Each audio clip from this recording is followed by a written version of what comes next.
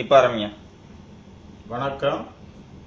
அனைத்து தமிழ் உள்ளம், தமிழ் நெஞ்சம், தமிழ் உணர்வுகளுக்கு என்னுடைய மனமார்ந்த வணக்கம். காந்தி தேசமே காவலி இல்லை, நீதிமன்றமே நேர்மை இல்லை, நம்மளுடைய கலாச்சாரத்தை அழிக்க நினைக்கிறார்கள்.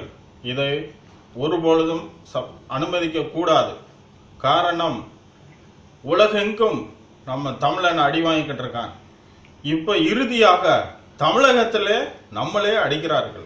இதை ஒருபோதும் இந்த வன்முறையையும் கொடுமையையும் நம்ம இனிமேலும் அனுமதிக்க கூடாது.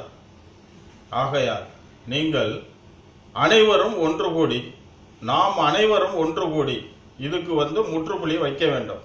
நம் கலாச்சாரம், நம் பாரம்பரியம், ஜல்லிக்கட்டு இது மத்திய அரசு, மாநில அரசும் எல்லா அரசியல்வாதிகளும் சேர்ந்து இதை தடை பண்றாங்க.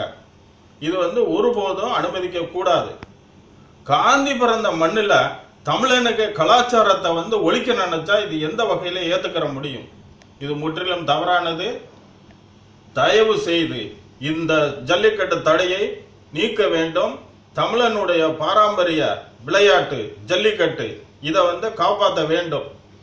பீட்டா, நான் ஒன்னு சொல்றேன், காளைகள்லாம் காட்டு விலங்கு இல்ல, இது வீட்டு விலங்கு. இதனுடைய கலாச்சாரம் உனக்கு ஒன்றும் தெரியாது.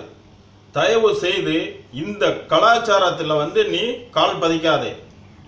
உடனே நீ வெளியேறு, இந்தியா விட்டு வெளியேறு. எக்காரணத்தை கொண்டும் கலாச்சாரத்தில் தலையிடாதே. மீறி தலையிட்டால் விளைவுகள் அதிகமாகும். எக்காரணத்தை கொண்டும் தமிழனுடைய கலாச்சாரத்தில் தலையிடாதே. பீட்டா, உடனே வெளியேறு.